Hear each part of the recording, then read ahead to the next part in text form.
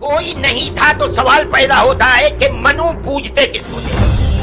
कोई कहता है कि शिव को पूजते थे। मनु कुछ नहीं था दुनिया में, वो ओम को पूजते थे। मनु यानी आदम, एक ओम यानी एक अल्लाह को पूजते थे। ये समझना पड़ेगा कि कुरान शरीफ के पढ़ने वाले आज तक नहीं समझ सके। कुरान शरीफ में सूरत फुरकानी 25 आयत नंबर 52 से 59 यदि इन्होंने समझा होता तो कुरान शरीफ के ज्ञानदाता कोई अल्लाह अकबर नहीं कहते। कुरान शरीफ का ज्ञानदाता कहता है कि वो कबीर भगवान है जिसने 6 दिन में सृष्टि की। नमस्कार दोस्तों, स्वागत है आप सभी का हमारी एक और नई वीडियो में। आशा करते हैं कि आपको हमारी ये वाली वीडियो ज़रूर पसंद आई, क्योंकि आज की इस वीडियो में हम जानेंगे कि क्या ओम और अल्लाह एक ही हैं या यह दोनों भिन्न हैं। जानेंगे अलग अलग संतों मौलानाओं के विचार और जानेंगे उनके मत। तो आइए बिना देरी के शुरू करते हैं इस ज्ञान चर्चा को। बने रहे हमारे साथ आखिरी तक। तो आइए सबसे पहले हम जानते हैं विचार मौलाना मदनी साहब के। मैंने बड़े बड़े धर्म गुरुओं से पूछा, जब कोई नहीं था, न श्री राम थे, न ब्रह्मा थे, न शिव थे, जब कोई नहीं था तो सवाल पैदा होता है कि मनु पूजते किसको थे। कोई कहता है कि शिव को पूजते थे, लेकिन उनके पास इल्म नहीं है। बहुत कम लोग ये बताते हैं कि मनु कुछ नहीं था दुनिया में, वो ओम को पूजते थे। मैंने कहा ओम कौन है? बहुत से लोगों ने कहा कि वो एक हवा है जिनका कोई रूप नहीं है, कोई रंग नहीं है, वो दुनिया में हर जगह है, हवा हर जगह है। उन्होंने आसमान बनाया, उन्होंने जमीन। मैंने कहा कि अरे बाबा, इन्हीं को तो हम अल्लाह कहते हैं, इन्हीं को तो तुम ईश्वर कहते हो, इसी को तो हम अल्लाह कहते हैं। फारसी बोलने वाले खुदा कहते हैं, अंग्रेजी बोलने वाले गॉड कहते हैं। इसका मतलब ये है कि मनु एक अल्लाह, मनु यानी आदम, एक ओम यानी एक अल्लाह को पूजते थे। मौलाना अरशद मदनी साहब, आप अगर दिल्ली में उठ के बयानबाजी कर दिए तो आपने उम्मत मुस्लिमा के सामने गुमराही की बात रखी। मीडिया के जरिए आपकी बात आई, जरूर जवाब सुनना पड़ेगा आपको भी, आपके मानने वालों को भी। जहां यह कह दिया गया कि अल्लाह और ओम एक ही है, नऊज़ बिल्लाह, वलिल्लाहिल अस्माउल हुस्ना। अरे सारे अच्छे नाम अल्लाह अज़्ज़ा वजल के लिए कौन से तुम रखो से, जो अल्लाह ने उसके नाम रखे, वलिल्लाहिल अस्माउल हुस्ना, वो सब के सब हुस्न पर है। अभी आपने सुने मौलाना मदनी साहब जी के विचार। आइए अब जानते हैं लोकेश जैन मुनि जी के विचार। जो मदनी साहब का वक्तव्य हुआ, हम कोई उससे सहमत नहीं है, और मैं आपसे निवेदन करना चाहता हूं, हमें केवल जोड़ने की बात अगर करनी है, प्यार मोहब्बत की कीजिए। ये जितनी कहानी सुनाई है, अल्लाह मन्नू ये वो, उससे 4 गुना कहानी मैं सुना सकता हूँ। मैं मदनी साहब, आप मेरे पिता तुल्य हैं, मैं आपको दावत देता हूँ शास्त्रार्थ के लिए। आप दिल्ली आइए, आप मुझे सहारनपुर बुला लेंगे, मैं सहारनपुर आऊंगा। तो अभी आपने सुने लोकेश जैन मुनि जी के विचार। आइए अब जानते हैं संत रामपाल जी महाराज के विचार। गीता ज्ञान देने वाला अल्लाह भी वही है और कुरान शरीफ का ज्ञान देने वाला अल्लाह भी वही है। जिस अल्लाह ने पवित्र कुरान शरीफ का ज्ञान दिया, वो मुसलमान धर्म का फाइनल गॉड है। अब वो अंतिम भगवान है कि वो पूर्ण परमात्मा मानते हैं कि वो ही समर्थ शक्ति है, जिसने कुरान शरीफ का ज्ञान हजरत मोहम्मद जी को दिया। अब दिखाएंगे कि वो ही कुरान शरीफ के ज्ञान देने वाला अल्लाह कहता है कि और एक सुप्रीम गॉड है, और उसका ज्ञान मैं भी नहीं रखता। यानी कुरान शरीफ के ज्ञान देने वाला अल्लाह भी उस पूर्ण परमात्मा के ज्ञान से अपरिचित है। उसके लिए ऑप्शन छोड़ दिया है कि किसी बाखबर से पूछो। इसी प्रकार पवित्र श्रीमद् भगवत गीता अध्याय नंबर 4 के श्लोक नंबर 34 में कहा है, गीता ज्ञान देने वाला अल्लाह भी वही है और कुरान शरीफ का ज्ञान देने वाला अल्लाह भी वही है। अब पवित्र श्रीमद् भगवत गीता जी अध्याय नंबर 4 के श्लोक 34 में कहा है, अर्जुन उस तत्व ज्ञान को जो परमेश्वर ने स्वयं आकर अपने मुखारविंद से बोला है, चौथे अध्याय के 32वें श्लोक में जिसके विषय में कहा है,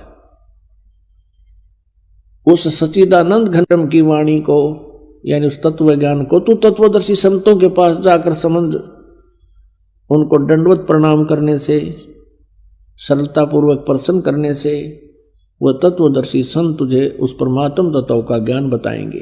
इससे सिद्ध है कि पवित्र गीता जी का ज्ञान देने वाला वो भगवान भी अपरिचित है उस कंप्लीट स्पिरिचुअल नॉलेज से और उस परम अक्षर ब्रह्म से, पूर्ण परमात्मा से।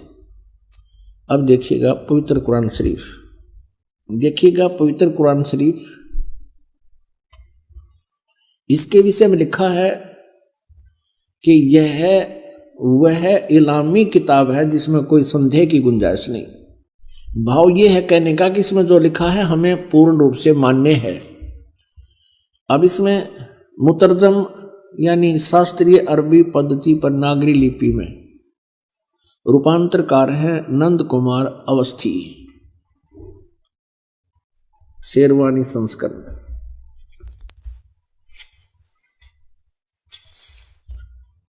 ये भी वही प्रकरण है।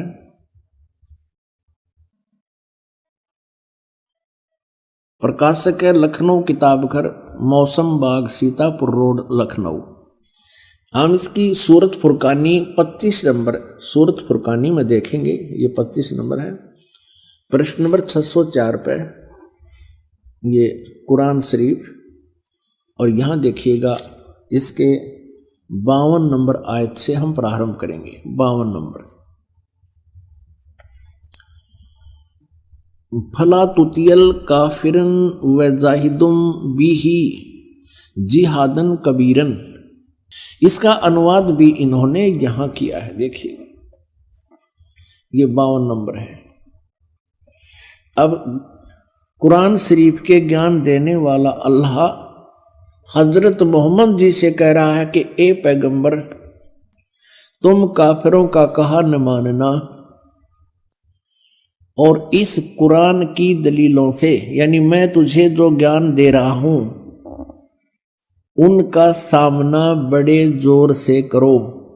इन्होंने इस कबीर का अर्थ जिहादन कबीरन, इन्होंने कबीर का अर्थ यहां बड़ा कर दिया। अब किसी ना किसी अक्षर का, शब्द का अर्थ तो होता ही है। अब इसका वास्तविक अर्थ क्या होता है ये दास बताएगा। इसका अर्थ ये है कि हजरत मोहम्मद को कुरान शरीफ के बोलने वाला अल्लाह कह रहा है कि जो कबीर नाम का भगवान है, कबीर अल्लाह है, जिसे ये अल्लाह अकबर बोलते हैं, अल्लाह अकबर, अल्लाह कबीर। अल्लाह कबीर का अर्थ है वो ये करते हैं बड़ा भगवान। यदि इन्हीं के शब्दों में हम ये माने कि वो बड़ा भगवान है जिसकी तरफ कुरान शरीफ के ज्ञान देने वाला अल्लाह हजरत मोहम्मद को कह रहा है कि वो बड़ा जो भगवान है, उसके विषय में ये अन्य व्यक्ति जो काफिर हैं, जो उस बड़े भगवान को नहीं भजते हैं, वो काफिर हैं और वो विश्वास नहीं करते इन बातों पर जो मैं तुझे बता रहा हूं कि कबीर इज गॉड, कि वो अल्लाह है, वो बड़ा भगवान है। तो तू उनकी बातों में मत आना और मेरे द्वारा दिए गए इस कुरान शरीफ के ज्ञान पर विश्वास रखना और उनकी बात नहीं मानना। इसके लिए तू संघर्ष करना, कबीर के लिए संघर्ष करना। जिहादन कबीरन, इस कबीर भगवान के लिए, कबीर अल्लाह, वो कबीर अल्लाह है, वो कबीर परमात्मा है, सारी सृष्टि का रचनहार है। तो मेरी बातों पे विश्वास कर। और ये काफिर नहीं मानते उस कबीर को, उस भगवान को, उस समर्थ शक्ति को। तो उनकी बातों में मत आना और मेरे द्वारा दिए गए कुरान शरीफ के इन दलीलों पर विश्वास करना और इनके साथ संघर्ष करना, लड़ना नहीं। जिहाद का अर्थ कोई लठ बजाना नहीं, संघर्ष करना। ये चाहे तुझे तंग करें या दुखी करें, लेकिन तू इनकी बातों को मत मानना, इतनी सी बात है। अब यहां पर जो कबीर शब्द है, इसमें कबीरन शब्द है, तो दूसरी कुरान मजीद है, पवित्र मजीद है, वो दिखाते हैं।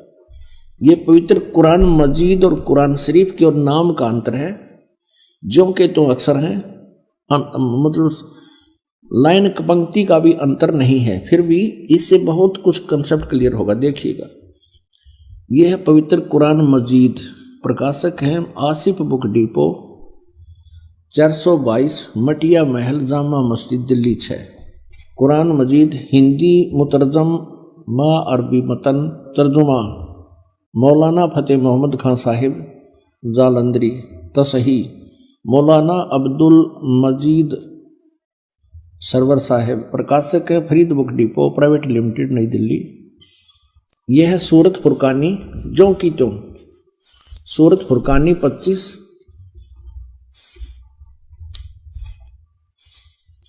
और ये कुरान मजीद पृष्ठ 576 पर, यहां देखिएगा। ये वही जो का त्यों, इसमें कोई अंतर नहीं है।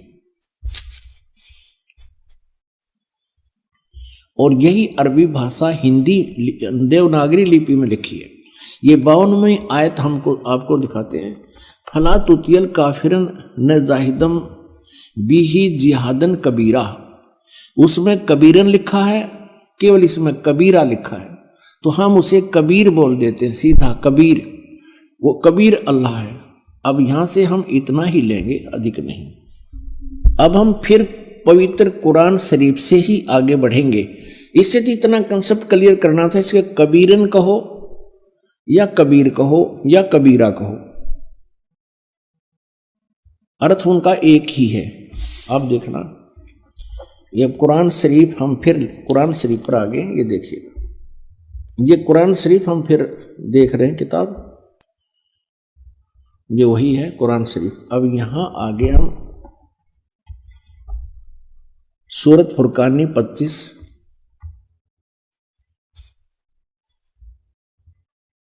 पृष्ठ नंबर 604 पे, और ये वही है नीचे 52वीं आयत। इसमें कबीरन लिखा है, उसमें कबीरा लिखा है स्पष्ट।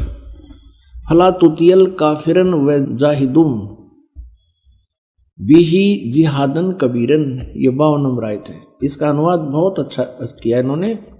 एक पैगंबर, तू काफिरों का कहा न मानना, और इस कुरान की दलीलों से, यानी मैं जो तुझे ज्ञान दे रहा हूं, उनका सामना बड़े जोर से करो।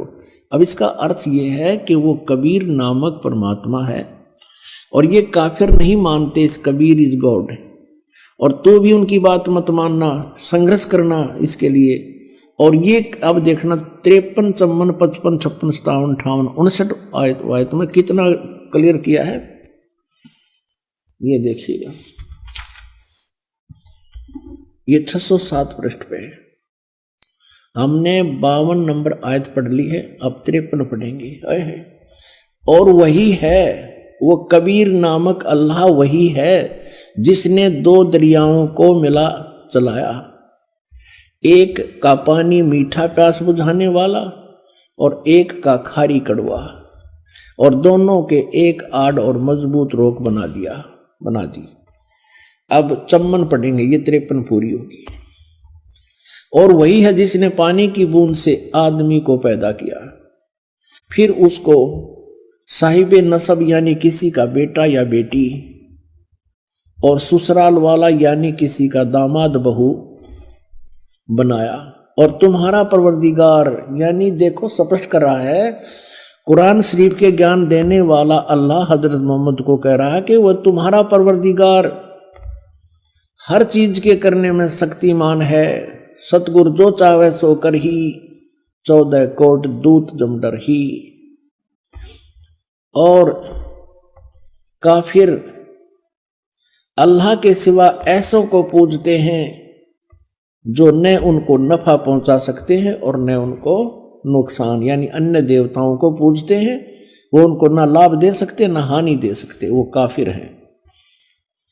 और काफिर तो अपने परवरदिगार से पीठ दिए हुए हैं, मुंह मोड़े हैं। अब 55 पढ़ ली, अब 56, ए पैगंबर, हमने तुमको खुशखबरी सुनाने और सिर्फ अजाब से डराने के लिए भेजा है। अब 57 में, इन लोगों से कहो कि मैं तुमसे इस अल्लाह के हुक्म पर कुछ मजदूरी नहीं मांगता, हाँ जो चाहे अपने परवरदिगार तक पहुंचने की राह इख्तियार कर ले।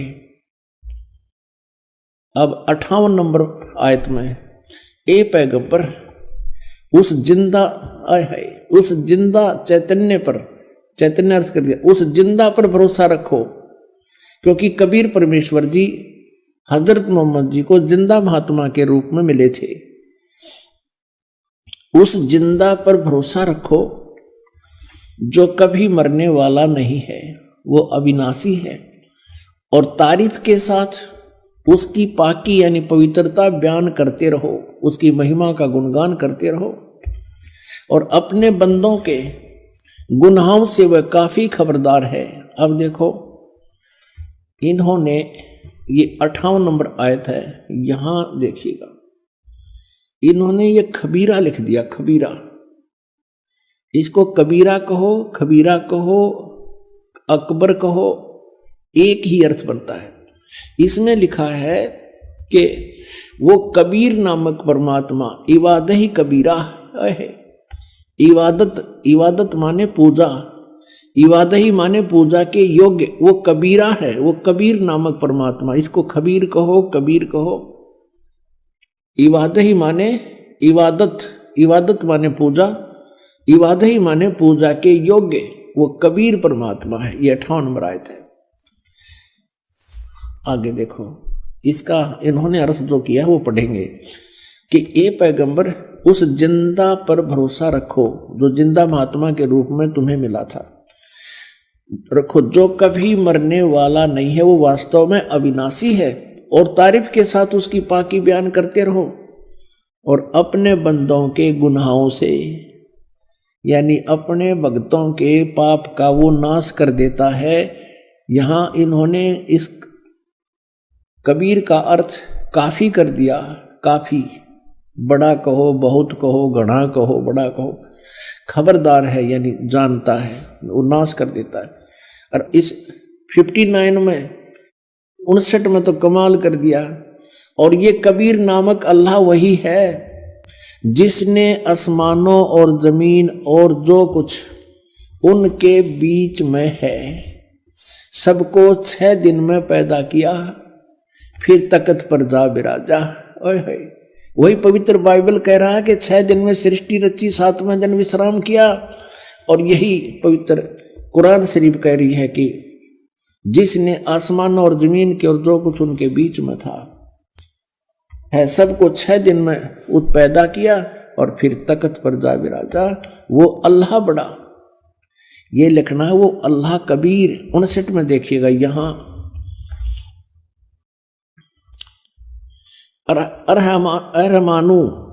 अरहमानु असल फसल बीही ये खबीरन। अब इस खबीरन का अर्थ भी उन्होंने बड़ा कर दिया। वो अल्लाह बड़ा, वो अल्लाह कबीर, यहां लिखना चाहिए वो अल्लाह कबीर है। ये देखिए, अब यहां आते हैं 59 पे, जिसने आसमान और जमीन और जो कुछ भी उनके बीच में है सबको 6 दिन में पैदा किया, फिर तख्त पर जा बिराजा। वो अल्लाह कबीर, अल्लाह कबीर लिखना था, वो अल्लाह कबीर है। वो इन्होंने अल्लाह बड़ा कर दिया, वो अल्लाह अकबर है। ये कहते हैं वो अल्लाह अकबर है, वो कबीर बड़ा है। रहमान है, दयालु है, तो उसकी खबर अब यहां स्पष्ट हो गया। पवित्र कुरान शरीफ के ज्ञान देने वाला अल्लाह, जो मुसलमान धर्म जिसको अपना अल्लाह मानते हैं, और पैगंबर हजरत मोहम्मद भी उसको अपना अल्लाह मानते हैं, वो कह रहे हैं कि उस कबीर नामक परमात्मा का जिसने 6 दिन में सृष्टि की, तख्त पर जा बिराजा, तो उसकी खबर किसी बाखबर तत्वदर्शी संत से, इल्म वाले से पूछ देखो। पवित्र कुरान शरीफ का ज्ञान दाता अल्लाह भी उस परमात्मा के ज्ञान से अपरिचित है। इति सिद्धम। तो इसके समझने के लिए हमें थोड़ा समय चाहिएगा। अब जैसे देवी भागवत में देवी पुराण में देवी जी उस हिमालय राजा को ज्ञान दे रही है और उसको बता रही है कि तू सब पूजाएं छोड़ दे, मेरी पूजा भी मत करना यदि तुझे आत्म कल्याण चाहिए। अब जितना इसको ज्ञान था कि कैसे आत्म कल्याण कितना मानती थी, तो बताया कि उस ब्रह्म की केवल ब्रह्म का एक ओम मंत्र है और उसका जाप करता कर तू तेरा कल्याण होगा और जो वो ब्रह्म लोक में रहता है वहां चला जाएगा। देखिएगा, यह देखिएगा देवी भागवत, यह गीता प्रेस गोरखपुर से प्रकाशित है। संक्षिप्त देवी भागवत यानी देवी पुराण, संपादक हनुमान प्रसाद पोदार, चिमन लाल गोस्वामी।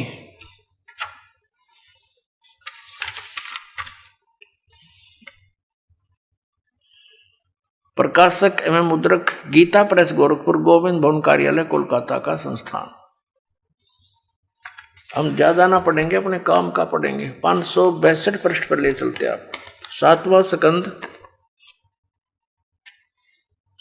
संक्षिप्त देवी भागवत, 562 पृष्ठ पे। यहां देवी के द्वारा हिमालय को ज्ञानोपदेश, ब्रह्म स्वरूप का वर्णन देवी जी कहने लगी। पहले तो अपने बारे में बताती है, फिर कहती है कि उस ब्रह्म का क्या स्वरूप है यह बतलाया जाता है जो प्रकाश रूप, सबके अत्यंत समीप में स्थित, हृदय रूप गुहा में स्थित होने के कारण गुहाचर नाम से प्रसिद्ध और महान पद अर्थात परम प्राप्य है। वह ये परम सत्य, हम थोड़ा सा पढ़ेंगे। अमृत अविनाशी तत्व है, सौम्य उस वेदने योग्य लक्ष्य का तुम वेदन करो, मन लगाकर उसमें तन्मय हो जाओ। यहां देखना, उस एकमात्र परमात्मा को जाने, दूसरी सब बातों को छोड़ दे। यानी सबकी पूजा, इवन अपनी पूजा को भी छोड़ने को कह रही है देवी जी। यही अमृत रूप परमात्मा के पास पहुंचाने वाला पुल है। संसार समुद्र से पार होकर अमृत स्वरूप परमात्मा को प्राप्त कराने का सुलभ साधन है। इस आत्मा का ओम के जप के साथ ध्यान करो, ओम नाम जाप करो उसका।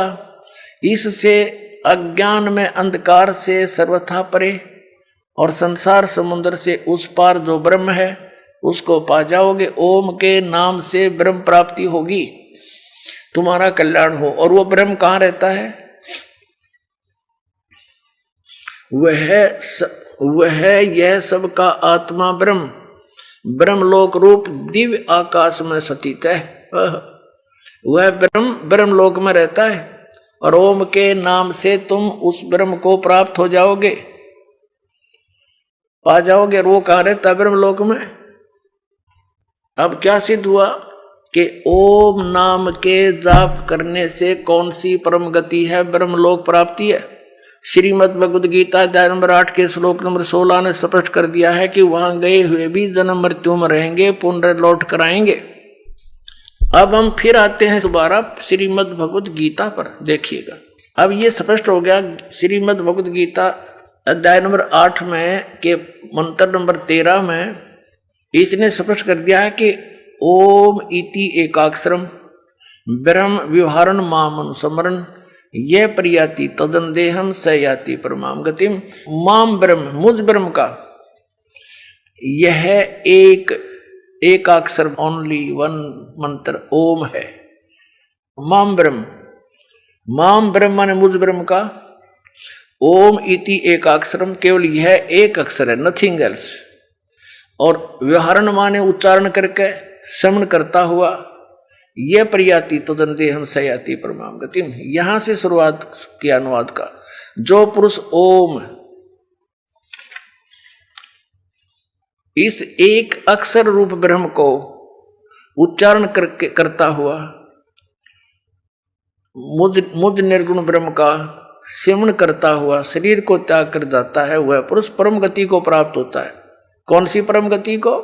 यह कंसेप्ट क्लियर कर दिया श्री देवी जी ने कि ओम नाम का जाप करो, ब्रह्म को उद्देश्य रखो और कहां पहुंच जाओगे? ब्रह्म को पाओगे। कहां रहता? ब्रह्म लोक में। 8वें अध्याय के 16वें श्लोक में गीता के अंदर स्पष्ट कर दिया है कि ब्रह्म लोक पर्यंत सभी पुनरावृत्ति में सभी लोग वहां गए प्राणी भी जन्म मृत्यु में आते। तो अभी आपने सुने संत रामपाल जी महाराज के विचार। आपको क्या लगता है, ओम और अल्लाह एक ही है या यह ताकतें भिन्न है? हमें कमेंट सेक्शन में अपनी राय ज़रूर दें। धन्यवाद।